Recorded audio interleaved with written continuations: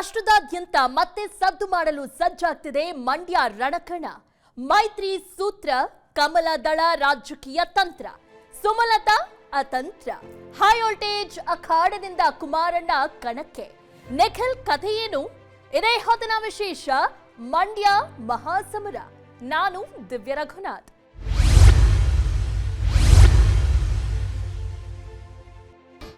ರಾಜ್ಯದಲ್ಲಿ ಈ ಬಾರಿ ಬಿಜೆಪಿ ಜೆಡಿಎಸ್ ಮೈತ್ರಿ ಅಭ್ಯರ್ಥಿಗಳು ಲೋಕಸಮರ ಎದುರಿಸುತ್ತಿದ್ದಾರೆ. ಪ್ರಮುಖವಾಗಿ ಜೆಡಿಎಸ್ ಪ್ರಾಬಲ್ಯವಿರೋ ಕ್ಷೇತ್ರಗಳನ್ನ ಅವರಿಗೆ ಬಿಟ್ಟುಕೊಟ್ಟು ಉಳಿದೆಡೆ ಕಮಲ ಕಲಿಗಳು ಅಖಾಡಕ್ಕಿಳಿಯೋ ಸೂಚನೆಯೂ ಸಿಗ್ತಿದೆ. ಇನ್ನು ದೇಶದ ಮೋಸ್ಟ್ ಇಂಟ್ರೆಸ್ಟಿಂಗ್ ರಣಕಣವೆಂದೇ ಖ್ಯಾತಿ ಪಡೆದಿರೋ ಮಂಡ್ಯದಿಂದ ಈ ಬಾರಿ ಮೈತ್ರಿ ಅಭ್ಯರ್ಥಿಯಾಗಿ ಕುಮಾರಣ್ಣ ಕಣಕ್ಕಿಳಿಯಬಹುದು ಎಂಬ ಮಾತಿನ ನಡುವೆ ಇದು ಆಗಿದ್ದೇ ಆದ್ರೆ ಅತ್ತ ಮಂಡ್ಯ ಗೌಟಿ ಸುಮಲತಾ ಕಥೆ ಏನು ಎಂಬ ಚರ್ಚೆಯೂ ಜೋರಾಗಿದೆ. ಹಾಗಾದ್ರೆ ಮಂಡ್ಯದಿಂದ ಮಾಜಿ ಸಿಎಂ ಎಚ್ಡಿಕೆ ಕಣಕ್ಕಿಳಿತಾರಾ? ಜೊತೆಗೆ ಕಳೆದ ಬಾರಿ ಮಂಡ್ಯದಿಂದ ಸ್ಪರ್ಧಿಸಿ ಸೋತಿದ್ದ ನಿಖಿಲ್ ಕಥೆ ಏನು? ಆ ಬಗ್ಗೆ ಒಂದು ಇಂಟ್ರೆಸ್ಟಿಂಗ್ ರಿಪೋರ್ಟ್ ಇಲ್ಲಿದೆ ನೋಡಿ.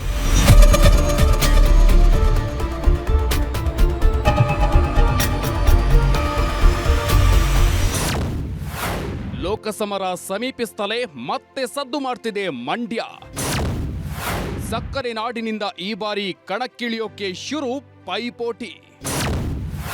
ಮಂಡ್ಯದಿಂದ ಅಖಾಡಕ್ಕಿಳಿಯೋ ಸಿದ್ಧತೆಯಲ್ಲಿ ಮಾಜಿ ಸಿಎಂ ಎಚ್ಡಿಕೆ. ಲೋಕಸಭಾ ಚುನಾವಣೆ ಅಂದ್ರೆ ಇಡೀ ರಾಜ್ಯದಲ್ಲಿ ಸಖತ್ ಸದ್ದು ಮಾಡೋ ಪ್ರಪ್ರಥಮ ರಣಕಣ ಅಂದ್ರೆ ಅದು one and only Mandya. Lok Sabha ಚುನಾವಣೆಯೇ ಇರಲಿ ಅಥವಾ ಯಾವುದೇ ಉಪಚುನಾವಣೆಯೇ ಆಗ್ಲಿ, ಅದು ಮಂಡ್ಯದಲ್ಲಿ ನಡೆಯುತ್ತಿದೆ ಅಂದ್ರೆ ಅಲ್ಲಿಗೆ ಮುಗೀತು. ಜಿದ್ದಿನ ಹೋರಾಟ ಫಿಕ್ಸ್ ಎಂದೇ ಲೆಕ್ಕ. ಈ ಬಾರಿಯ ಲೋಕಸಮರ ಇದೇ ಕಾರಣಕ್ಕೆ ಹಿಂದೆಂದಿಗಿಂತ ಕೊಂಚ ಹೆಚ್ಚೆ ಕಾವು ಪಡೆದುಕೊಳ್ತಾ ಇದೆ. ಯಾಕಂದ್ರೆ ಕಳೆದ ಬಾರಿ ಇದೇ ಕಣದಿಂದ ಸುಮಲತಾ ಅಂಬರೀಶ್ ಭರ್ಜರಿ ಜಯ ಕಂಡು ದೇಶದ ಶಕ್ತಿ ಭವನಕ್ಕೆ ಗ್ರ್ಯಾಂಡ್ ಎಂಟ್ರಿ ಕೊಟ್ಟಿದ್ರು. ಆದ್ರೆ ಈ ಬಾರಿ ಇದೇ ಕಣದಿಂದ ಮೈತ್ರಿ ಅಭ್ಯರ್ಥಿ, ಅದು ಕೂಡ ಕುಮಾರಣ್ಣ ಕಣಕ್ಕಿಳಿಯೋ ಸುಳಿವು ಸಿಗ್ತಾ ಇದೆ. ಇನ್ನು ಇದೇ ಸಂಗತಿ ಈಗ ರಾಜಕೀಯ ಅಖಾಡದಲ್ಲಿ ದಿನೇ ದೊಡ್ಡ ಸದ್ದು ಮಾಡ್ತಿದೆ ಕೂಡ. ಯಾಕಂದ್ರೆ ಮೈತ್ರಿ ಸೂತ್ರದಂತೆ ಈ ಬಾರಿ ದಳಪತಿಗಳಿಗೆ ಪ್ರಮುಖವಾಗಿ ಒಕ್ಕಲಿಗ ಪ್ರಾಬಲ್ಯವಿರೋ ಕ್ಷೇತ್ರಗಳನ್ನ ಬಿಟ್ಟುಕೊಡೋ ಸಾಧ್ಯತೆ ಇದೆ ಎನ್ನಲಾಗ್ತಿದೆ. ಅದರಂತೆ ಆಗಿದ್ದೇ ಆದ್ರೆ ಪ್ರಮುಖವಾಗಿ ಹಾಸನ, ತುಮಕೂರು ಹಾಗೂ ಮಂಡ್ಯದ ಮೇಲೆ ದಳಪತಿಗಳು ಹೆಚ್ಚಿನ ಗಮನ ಹರಿಸಲಿದ್ದಾರೆ.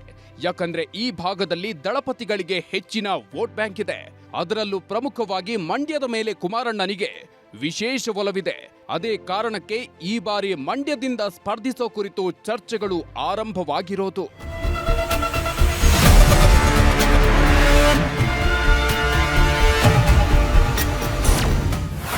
ಎಚ್ಡಿಕೆ ಮಂಡ್ಯದಿಂದ ಸ್ಪರ್ಧಿಸೋ ಕುರಿತು ಹಿಂಟ್ ಸಿಕ್ಕಿದ್ದಲ್ಲಿ ಮಾಜಿ ಪ್ರಧಾನಿ ಎಚ್ಡಿಡಿ ಕೊಟ್ಟಿದ್ದ ಆ ಸುಳಿವು ಹೇಗಿತ್ತು ಗೊತ್ತಾ? ಮಂಡ್ಯದಿಂದ ಬಹುತೇಕ ಜೆಡಿಎಸ್ ನಾಯಕರೇ ಸ್ಪರ್ಧಿಸೋ ಕುರಿತು ನಂಬಿಕೆಗಳು ಗಟ್ಟಿಯಾಗೋದಿಕ್ಕೆ ಸಾಕಷ್ಟು ಕಾರಣಗಳು ಇದೆ. ಯಾಕಂದ್ರೆ ಕೆಲ ದಿನಗಳ ಹಿಂದೆಯಷ್ಟೇ ಸುದ್ದಿಗೋಷ್ಠಿಯಲ್ಲಿ ಮಾಜಿ ಪ್ರಧಾನಿ ಜೆಡಿಎಸ್ ವರಿಷ್ಠ ಎಚ್ಡಿ ದೇವೇಗೌಡ ಈ ಕುರಿತು ಅದೊಂದು ಹಿಂಟನ್ನ ಬಿಟ್ಟುಕೊಟ್ಟಿದ್ರು.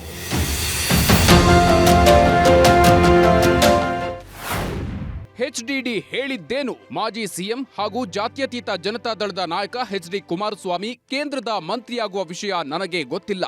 ಪ್ರಧಾನಿ ನರೇಂದ್ರ ಮೋದಿಯವರ ಮನಸ್ಸಿನಲ್ಲಿ ಏನಿದೆಯೋ ಗೊತ್ತಿಲ್ಲ. ಮೋದಿಯವರು ಮೊದಲ ಬಾರಿ ಸಂಸದರಾದವರನ್ನ ಮಂತ್ರಿ ಮಾಡಿದ್ದಾರೆ. ಮೊದಲ ಬಾರಿಗೆ ಗೆದ್ದವರನ್ನು ಮುಖ್ಯಮಂತ್ರಿ ಮಾಡಿದ್ದಾರೆ.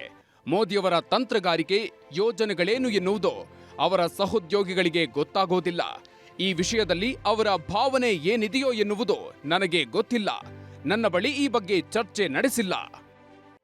ನರೇಂದ್ರ ಮೋದಿ ನೇತೃತ್ವದ ಕೇಂದ್ರ ಸಂಪುಟಕ್ಕೆ ಕುಮಾರಸ್ವಾಮಿ ಸೇರ್ಪಡೆಯ ಕುರಿತು ಸುದ್ದಿಗೋಷ್ಠಿಯಲ್ಲಿ ಕೇಳಿದ ಪ್ರಶ್ನೆಗೆ ಉತ್ತರಿಸಿದ ಅವರು ಈ ರೀತಿ ರಿಯಾಕ್ಟ್ ಮಾಡಿದ್ರು. ಇನ್ನು ಮಾಜಿ ಪಿಎಂ ಈ ರೀತಿ ಸುದ್ದಿಗಾರರಿಗೆ ಪ್ರತಿಕ್ರಿಯಿಸುತ್ತಲೇ ಒಂದಂತೂ ಕನ್ಫರ್ಮ್ ಆಗಿತ್ತು.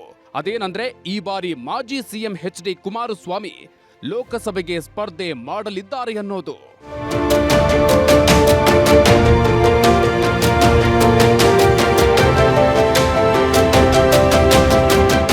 ಹೌದು, ಒಂದು ವೇಳೆ ದೇವೇಗೌಡರು ಹೇಳಿದಂತೆ ಎಚ್ಡಿ ಕುಮಾರಸ್ವಾಮಿ ಲೋಕಸಮರದ ಅಖಾಡದಲ್ಲಿ ಕಾಣಿಸಿಕೊಂಡಿದ್ದೇ ಆದ್ರೆ ಅದು ಸಹಜವಾಗಿಯೇ ಮಂಡ್ಯದಿಂದ ಎನ್ನುವ ಮಾತುಗಳು ಕಮಲ ದಳ ಮೈತ್ರಿ ಆದಾಗಿನಿಂದ ಕೇಳಿ ಬರುತ್ತಲೇ ಇದೆ.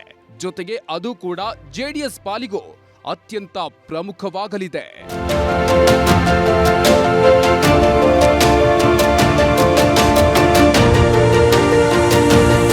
ಯಾಕಂದ್ರೆ ವಿಧಾನಸಭಾ ಸಮರದಲ್ಲಿ ಪ್ರಮುಖವಾಗಿ ಹಳೆ ಮೈಸೂರು ಭಾಗದಲ್ಲಿ ಕಳೆದುಕೊಂಡಿರೋ ವರ್ಚಸ್ಸನ್ನ ಮತ್ತೆ ವಾಪಸ್ ಪಡಿಬೇಕಾದ್ರೆ ದಳಪತಿಗಳಿಗೂ ಇದು ಅನಿವಾರ್ಯ. ಅಲ್ಲದೆ ಇಲ್ಲಿ ಒಕ್ಕಲಿಗ ಪ್ರಾಬಲ್ಯ ಹೆಚ್ಚಿರೋ ಕಾರಣ ಅಲ್ಲಿ ಡಿಕೆ ಬ್ರದರ್ಸ್ ವಿರುದ್ಧ ತೊಡೆ ತಟ್ಟಲು ಎಚ್.ಡಿ. ಕುಮಾರಸ್ವಾಮಿಯವರೇ ಸೂಕ್ತ ಅಭ್ಯರ್ಥಿ ಅನ್ನೋದು ನಿಸ್ಸಂಶಯ. ಅದನ್ನ ಬಿಜೆಪಿ ಕೂಡ ಅರಿತಿರದೇ ಇರೋದಿಲ್ಲ. ಅಲ್ಲದೆ ಗ್ಯಾರಂಟಿ ಅಲೆಯಲ್ಲಿ ವಿಧಾನಸಭಾ ಸಮರದಲ್ಲಿ ಯಶಸ್ವಿಯಾಗಿ ಗೆಲುವಿನ ದಡ ಸೇರಿರೋ ಕಾಂಗ್ರೆಸ್ಗೆ ಟಕ್ಕರ್ ಕೊಡೋದಿಕ್ಕೆ ಬಿಜೆಪಿಗೂ ಒಂದಷ್ಟು ಹೆಚ್ಚಿನ ಬಲ ಬೇಕಿದೆ. ಇದೇ ಕಾರಣಕ್ಕೆ ಈ ಬಾರಿ ಮಂಡ್ಯದಿಂದ ಎಚ್.ಡಿ. ಕುಮಾರಸ್ವಾಮಿ ಕಣಕ್ಕಿಳಿಯಬಹುದು ಎನ್ನುವ ಚರ್ಚೆ ಶುರುವಾಗಿರೋದು.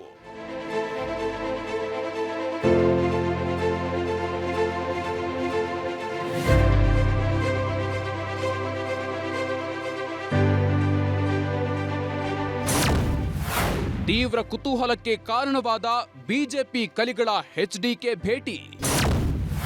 ಸಂಸದ ಪ್ರತಾಪ್ ಸಿಂಹ, ಡಾಕ್ಟರ್ ಕೆ ಸುಧಾಕರ್, ಹರತಾಳು ಹಾಲಪ್ಪ ದಳಪತಿಯನ್ನ ಭೇಟಿ ಮಾಡ್ತಿರೋದೇಕೆ ಬಿಜೆಪಿ ನಾಯಕರು? ಇತ್ತೀಚಿನ ದಿನಗಳಲ್ಲಿ ಮಾಜಿ ಸಿಎಂ ಎಚ್.ಡಿ. ಕುಮಾರಸ್ವಾಮಿ ದೇಶದ ಹಾಗೂ ರಾಜ್ಯದ ಹೈವೋಲ್ಟೇಜ್ ರಣಕಣ ಮಂಡ್ಯದಿಂದ ಸ್ಪರ್ಧಿಸೋ ಕುರಿತು ಪ್ರಬಲವಾಗಿ ಮಾತುಗಳು ಕೇಳಿ ಬರ್ತಾ ಇರೋದಕ್ಕೆ ಪುಷ್ಟಿ ಎನ್ನುವಂತೆ ಕೆಲ ಬೆಳವಣಿಗೆಗಳು ನಡೀತಾ ಇದೆ. ಹೌದು, ಇತ್ತೀಚಿನ ದಿನಗಳಲ್ಲಿ ಪ್ರಮುಖವಾಗಿ ಬಿಜೆಪಿ ನಾಯಕರೇ ನಾ ಮುಂದು ತಾ ಮುಂದು ಎನ್ನುವಂತೆ ದಳಪತಿ ಭೇಟಿಗೆ ದುಂಬಾಲು ಬಿದ್ದವರಂತೆ ಕಂಡು ಬರ್ತಿದ್ದಾರೆ. ಅದರಲ್ಲೂ ಪ್ರಮುಖವಾಗಿ ಮೈಸೂರು ಕೊಡಗು ಸಂಸದ ಪ್ರತಾಪ್ ಸಿಂಹ ಸೇರಿದಂತೆ ಅನೇಕ ಬಿಜೆಪಿಯ ನಾಯಕರು ಮಾಜಿ ಸಿಎಂ ಎಚ್.ಡಿ. ಕುಮಾರಸ್ವಾಮಿ ಅವರನ್ನ ಭೇಟಿ ಮಾಡಿ ಮಾತುಕತೆ ನಡೆಸುತ್ತಿದ್ದಾರೆ. ಬಿಜೆಪಿ ಜೊತೆಗೆ ಮೈತ್ರಿ ಮಾಡಿಕೊಂಡಿರುವ ಎಚ್.ಡಿ. ಕುಮಾರಸ್ವಾಮಿ ಅವರನ್ನು ಸರಣಿಯಾಗಿ ಭೇಟಿಯಾಗಿ ಚರ್ಚೆ ನಡೆಸುತ್ತಿರುವ ಕೆಲವು ಬಿಜೆಪಿ ನಾಯಕರ ಲೆಕ್ಕಾಚಾರದ ನಡೆ ಕುತೂಹಲಕ್ಕೆ ಕಾರಣವಾಗಿದೆ.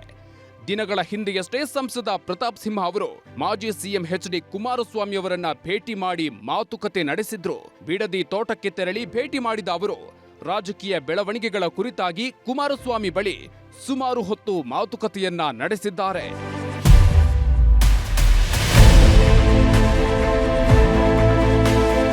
ಮೈಸೂರು ಕೊಡಗು ಲೋಕಸಭಾ ಕ್ಷೇತ್ರದಿಂದ ಮತ್ತೊಮ್ಮೆ ಸ್ಪರ್ಧಿಸಲು ಸಿದ್ಧ ಮಾಡಿಕೊಳ್ಳುತ್ತಿರುವ ಅವರು ಈ ಭೇಟಿಗೆ ನೇರ ಕಾರಣ ಹೇಳದೇ ಇದ್ರೂ ರಾಜಕೀಯ ಲೆಕ್ಕಾಚಾರವೇ ಇದರಲ್ಲಿ ಇದೆ ಎನ್ನುವುದು ಸ್ಪಷ್ಟವಾಗ್ತಿದೆ. ಇದಕ್ಕೆ ಪೂರಕವಾಗಿ ಪ್ರತಾಪ್ ಸಿಂಹ ಅವರ ಸಹೋದರನ ವಿರುದ್ಧ ಮರಗಳನ್ನು ಕಡಿದು ಹಾಕಿದ ಪ್ರಕರಣಕ್ಕೆ ಸಂಬಂಧಪಟ್ಟಂತೆ ಸರ್ಕಾರ ಕೈಗೊಂಡ ಕ್ರಮದ ಬಗ್ಗೆ ಕುಮಾರಸ್ವಾಮಿ ವಿರೋಧ ವ್ಯಕ್ತಪಡಿಸಿದ್ರು. ಪ್ರತಾಪ್ ಸಿಂಹ ಮಾತ್ರವಲ್ಲ, ಮಾಜಿ ಸಚಿವರಾದ ಹರತಾಳು ಹಾಲಪ್ಪ, ಮಾಜಿ ಶಾಸಕರಾದ ಜೀವರಾಜ್ ಬಿಡದಿಯಲ್ಲಿ ಎಚ್.ಡಿ. ಕುಮಾರಸ್ವಾಮಿ ಅವರನ್ನ ಭೇಟಿಯಾಗಿ ಮಾತುಕತೆ ನಡೆಸಿದ್ದಾರೆ. ಈ ನಡುವೆ ಸೋಮವಾರ ಮಾಜಿ ಸಚಿವ ಡಾಕ್ಟರ್ ಕೆ ಸುಧಾಕರ್ ಅವರು ಎಚ್.ಡಿ. ಕುಮಾರಸ್ವಾಮಿ ಅವರನ್ನ ಬಿಡದಿ ತೋಟದ ಮನೆಯಲ್ಲಿ ಭೇಟಿ ಮಾಡಿ ಸಂಕ್ರಾಂತಿ ಹಬ್ಬದ ಶುಭಾಶಯ ಕೋರಿದ್ದಾರೆ. ಅಲ್ಲದೆ ಕೆಲವೊಂದು ವಿಚಾರಗಳ ಕುರಿತಾಗಿ ಚರ್ಚೆಯನ್ನು ನಡೆಸಿದ್ದಾರೆ. ಡಾಕ್ಟರ್ ಕೆ ಸುಧಾಕರ್ ಅವರು ಲೋಕಸಭೆ ಚುನಾವಣೆಗೂ ಸ್ಪರ್ಧೆ ಮಾಡೋದಿಕ್ಕೆ ಮುಂದಾಗಿದ್ದಾರೆ ಎನ್ನುವುದು ಗಮನಾರ್ಹ.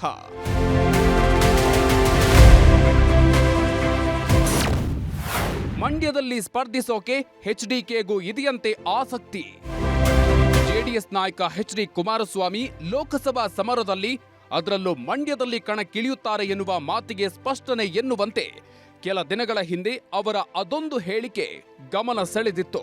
ಕಳೆದ ವಾರ ಸುದ್ದಿಗಾರರೊಂದಿಗೆ ಮಾತನಾಡೋ ವೇಳೆ ಲೋಕಸಭಾ ಚುನಾವಣೆಗೆ ಬಿಜೆಪಿ ಜೆಡಿಎಸ್ ಮೈತ್ರಿಯಲ್ಲಿ ಕ್ಷೇತ್ರ ಹಂಚಿಕೆಯಾಗಿಲ್ಲ, ಮುಂದೆ ಭೇಟಿ ಮಾಡುವ ಅವಶ್ಯಕತೆ ಬಂದ್ರೆ ಸಂಸದೆ ಸುಮಲತಾ ಅವರನ್ನು ಕೂಡ ಭೇಟಿ ಆಗ್ತೀನಿ ಅಂತ ಮಾಜಿ ಸಿಎಂ ಎಚ್.ಡಿ. ಕುಮಾರಸ್ವಾಮಿ ಹೇಳಿದ್ರು. ಈ ಹೇಳಿಕೆ ರಾಜಕೀಯ ವಲಯದಲ್ಲಿ ತೀವ್ರ ಸಂಚಲನ ಸೃಷ್ಟಿಸಿಬಿಟ್ಟಿತ್ತು. ಇದೇ ವೇಳೆ ತಾವು ಸುಮಲತಾರನ್ನ ಭೇಟಿ ಮಾಡಲಿರೋದೇಕೆ ಎನ್ನುವುದನ್ನು ಎಚ್.ಡಿ. ಕುಮಾರಸ್ವಾಮಿ ಸ್ಪಷ್ಟನೆ ನೀಡಿದ್ರು. ಅದೇನಂದ್ರೆ, ಸುಮಲತಾ ಅವರು ಬಿಜೆಪಿಯಲ್ಲಿ ಮುಂದುವರಿಯೋದಾದ್ರೆ ಮಿತ್ರ ಪಕ್ಷ ಬಿಜೆಪಿ ಪರವಾಗಿ ಅವರನ್ನ ಭೇಟಿ ಮಾಡ್ತೀನಿ. ನಾವೇನು ಇಂಥ ಕ್ಷೇತ್ರದಿಂದಲೇ ಸ್ಪರ್ಧೆ ಮಾಡ್ತೀವಿ ಅಂತ ಹೇಳಿದ್ದೀವ? ಇಂಥವರಿಗೆ ತೊಂದರೆ ಕೊಟ್ಟು ನಿಲ್ಬೇಕು ಅಂತಾನೂ ಇದ್ದೀವ? ಖಂಡಿತ ಇಲ್ಲ. ಈ ಬಗ್ಗೆ ಇನ್ನೂ ಚರ್ಚೆಯೇ ಆಗಿಲ್ಲ. ಇವೆಲ್ಲ ಪ್ರಾರಂಭಿಕ ಹಂತದಲ್ಲಿದೆ. ಬಿಜೆಪಿ ಜೆಡಿಎಸ್ ನಾಯಕರೆಲ್ಲ ಕೂತು ಸೌಹಾರ್ದಯುತವಾಗಿ ಕೆಲಸ ಮಾಡೋದಿಕ್ಕೆ ಎಲ್ಲರ ಜೊತೆಗೂ ಚರ್ಚೆಯನ್ನ ನಡೆಸ್ತೀವಿ ಅಂತ ಕುಮಾರಸ್ವಾಮಿ ಹೇಳಿದ್ರು. ಇನ್ನು ಈ ಎಲ್ಲಾ ಬೆಳವಣಿಗೆಗಳು ಮಂಡ್ಯದಿಂದ ಕಣಕ್ಕಿಳಿಯೋ ಕಾರಣಕ್ಕೆ ಎಚ್ಡಿಕೆ ಪಿಚ್ ರೆಡಿ ಮಾಡ್ತಾ ಇದ್ದಾರೆ ಎನ್ನಲಾಗ್ತಿತ್ತು. ಇದೆಲ್ಲದರ ಜೊತೆಗೆ ಎಚ್ಡಿಕೆ 2019ರಲ್ಲಿ ತಮ್ಮ ಮಗನನ್ನ ಸೋಲಿಸಿದ್ದ ಸುಮಲತಾರನ್ನೇ ಭೇಟಿ ಮಾಡೋ ಇರಾದೆಯನ್ನ ಹೊರಹಾಕಿದ್ರೆ ಅತ್ತ ಸುಮಲತಾ ಈ ವಿಚಾರದಲ್ಲಿ ಕೊಂಚ ಎಚ್ಚರಿಕೆಯ ನಡೆಯನ್ನ ಪ್ರದರ್ಶಿಸೋದಿಕ್ಕೆ ಮುಂದಾಗಿದ್ದಾರೆ. ಇನ್ನು ಎಚ್ಡಿಕೆ ಒಂದು ವೇಳೆ ಮಂಡ್ಯದಿಂದ ಗೆದ್ದು ಲೋಕಸಭೆಯನ್ನ ಪ್ರವೇಶಿಸಿದ್ರೆ ಚನ್ನಪಟ್ಟಣ ಕ್ಷೇತ್ರವನ್ನ ಪುತ್ರ ನಿಖಿಲ್ಗೆ ಬಿಟ್ಟು ಕೊಡಬಹುದು ಎನ್ನಲಾಗ್ತಿದೆ.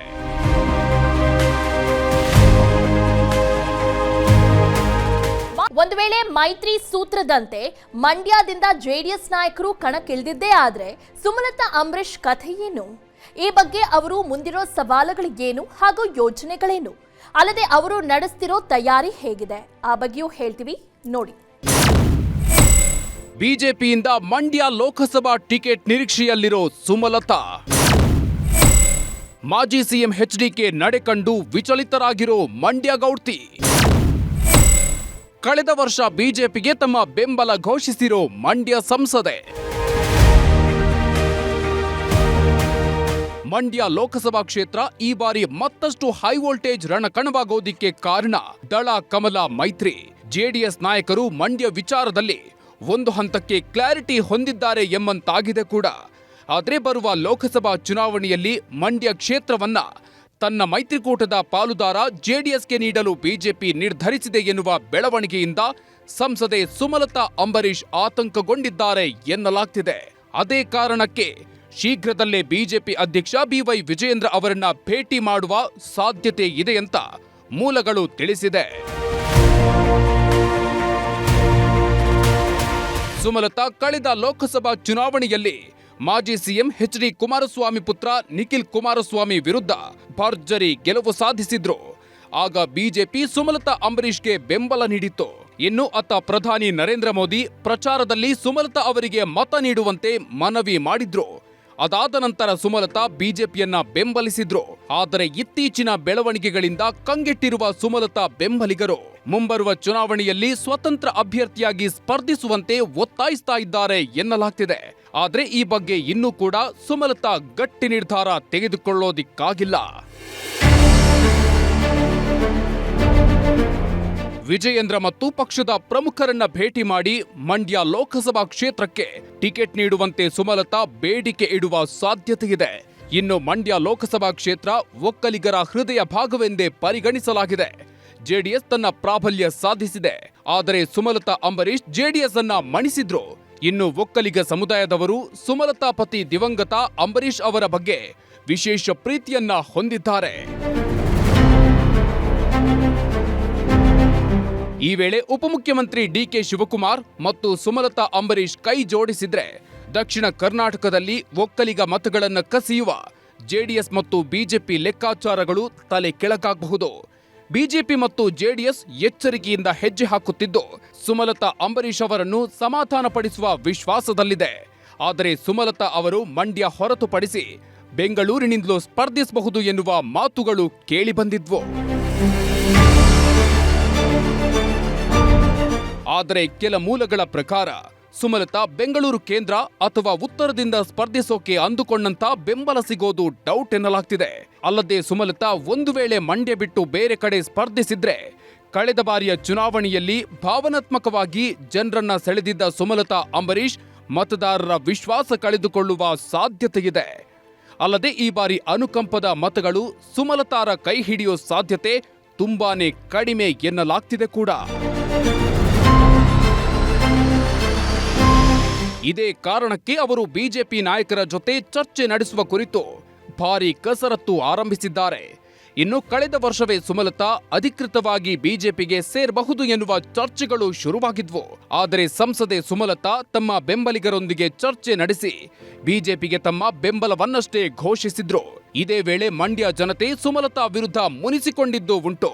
ಹಾಗಾಗಿ ಮುಂಬರೋ ಲೋಕಸಭಾ ಸಮರದಲ್ಲಿ ಸುಮಲತಾರಿಗೆ ಬೆಂಬಲ ನೀಡೋದಿಲ್ಲ ಅಂತ ಹಲವರು ಸಾಮಾಜಿಕ ಜಾಲತಾಣಗಳಲ್ಲಿ ಹೇಳಿದ್ದು ಉಂಟು.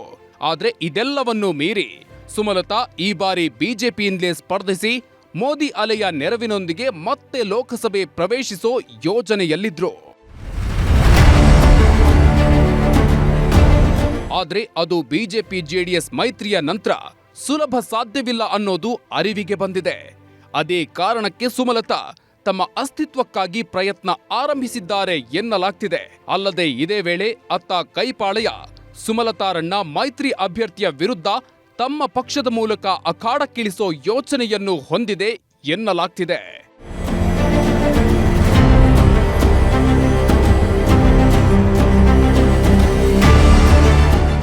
ಈ ಬಾರಿ ಮಂಡ್ಯದಲ್ಲಿ ದಳ ಕಮಲ ಮೈತ್ರಿ ಅಭ್ಯರ್ಥಿ ಕಣಕ್ಕಿಳಿಯೋ ಸುದ್ದಿ ನಡುವೆ ಅಲ್ಲಿ ಎಚ್ಡಿಕೆ ಅವರೇ ಹುರಿಯಾಳು ಎಂಬ ಚರ್ಚೆ ಜೋರಾಗಿದೆ. ಆದ್ರೆ ಇದೇ ವೇಳೆ ಕಾಂಗ್ರೆಸ್ ಪರಿಸ್ಥಿತಿ ಬಳಸಿಕೊಂಡು ಸುಮಲತಾರನ್ನೇ ಪಕ್ಷಕ್ಕೆ ಸೆಳೆದು ಅವರನ್ನೇ ಕುಮಾರಸ್ವಾಮಿ ವಿರುದ್ಧ ಕಣಕ್ಕಿಳಿಸೋ ಯೋಜನೆಯನ್ನು ಹೊಂದಿದೆ ಎನ್ನಲಾಗ್ತದೆ.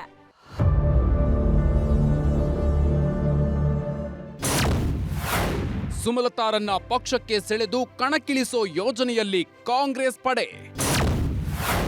ದೇವೇಗೌಡರ ಕುಟುಂಬದ ವಿರುದ್ಧ ಮಹಿಳೆಯನ್ನೇ ಕಣಕ್ಕಿಳಿಸಿ ಸೋಲಿಸೋ ಪ್ಲಾನ್. ಮಂಡ್ಯ ಲೋಕಸಭಾ ಟಿಕೆಟ್ ಕುರಿತು ಚರ್ಚೆಗಳು ಜೋರಾಗ್ತಾ ಇರೋ ನಡುವೆ ಅತ್ತ ಸಂಸದೆ ಸುಮಲತಾ ಅಂಬರೀಶ್ ಕೂಡ ಫುಲ್ ಅಲರ್ಟ್ ಆಗಿದ್ದಾರೆ. ಆದ್ರೆ ಈ ಎಲ್ಲಾ ಬೆಳವಣಿಗೆಗಳ ನಡುವೆ ಅತ್ತ ಕೈಪಾಳೆಯ ಕೂಡ ಕಂಪ್ಲೀಟ್ ಅಲರ್ಟ್ ಮೂಡ್ಗೆ ಜಾರಿದಂತಿದೆ. ಅದರಂತೆ ಒಂದು ವೇಳೆ ಮೈತ್ರಿ ಅಭ್ಯರ್ಥಿಯಾಗಿ ಕುಮಾರಸ್ವಾಮಿ ಕಣಕ್ಕಿಳಿದಿದ್ದೇ ಆದ್ರೆ ಅವರ ವಿರುದ್ಧ ಮಹಿಳಾ ಅಭ್ಯರ್ಥಿಯನ್ನೇ ಕಣಕ್ಕಿಳಿಸೋ ಭರ್ಜರಿ ಯೋಜನೆಯಲ್ಲಿದೆ. ಅದಕ್ಕೆ ಕಾರಣ ಈ ಹಿಂದಿನ ಇತಿಹಾಸ. ಹೌದು, ಈ ಹಿಂದೆ ದೇವೇಗೌಡರ ಕುಟುಂಬದ ವಿರುದ್ಧ ಮಹಿಳಾ ಅಭ್ಯರ್ಥಿಗಳು ಭರ್ಜರಿಯಾಗಿಯೇ ಜಯ ಗಳಿಸಿದ್ದಾರೆ. ಖುದ್ದು ಮಾಜಿ ಪ್ರಧಾನಿ ಎಚ್.ಡಿ. ದೇವೇಗೌಡರನ್ನು ತೇಜಸ್ವಿನಿ ಗೌಡ ಸೋಲಿಸಿದ್ರು. ಅಲ್ಲದೆ ನಿಖಿಲ್ ಕುಮಾರಸ್ವಾಮಿಯ ವಿರುದ್ಧ ಕಳೆದ ಚುನಾವಣೆಯಲ್ಲಿ ಸುಮಲತಾ ಅಂಬರೀಶ್ ಗೆದ್ದು ಬೀಗಿದ್ರು. ಅದೇ ಕಾರಣಕ್ಕೆ ಈ ಬಾರಿ ಕುಮಾರಸ್ವಾಮಿ ಕಣಕ್ಕಿಳಿದಿದ್ದೇ ಆದ್ರೆ ಅಲ್ಲಿ ಮಹಿಳಾ ಅಭ್ಯರ್ಥಿಯನ್ನೇ ಕಣಕ್ಕಿಳಿಸೋ ಕುರಿತು ಕಾಂಗ್ರೆಸ್ ಭಾರೀ ಪ್ಲಾನ್ ಮಾಡ್ತಿದೆಯಂತೆ.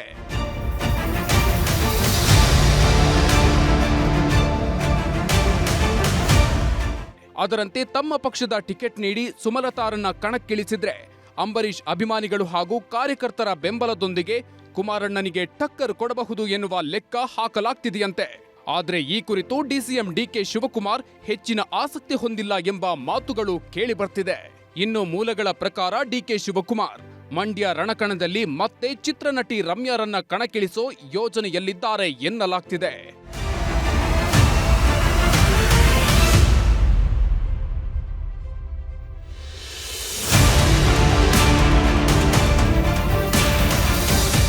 ಆದ್ರೆ ಇತ್ತೀಚಿನ ದಿನಗಳಲ್ಲಿ ಚಿತ್ರನಟಿ ರಮ್ಯಾ ರಾಜಕೀಯವಾಗಿ ಅಷ್ಟಾಗಿ ಆಕ್ಟಿವ್ ಆಗಿರದ ಕಾರಣ ಒಂದು ವೇಳೆ ರಮ್ಯಾರನ್ನ ಮಂಡ್ಯದಲ್ಲಿ ಅಖಾಡಕ್ಕಿಳಿಸೋದೇ ಆದ್ರೆ ಆದಷ್ಟು ಬೇಗ ಅಂದ್ರೆ ಈಗಿನಿಂದಲೇ ಕೆಲಸ ಶುರು ಮಾಡಿಸಿ ರಮ್ಯಾಗೆ ಆಸಕ್ತಿ ಇದ್ರೆ ಈಗಿನಿಂದಲೇ ಬರೋದಿಕ್ ಹೇಳಿ ಅಂತ ನಾಯಕರು ಸಲಹೆ ನೀಡಿದ್ದಾರೆ ಎನ್ನಲಾಗ್ತಿದೆ.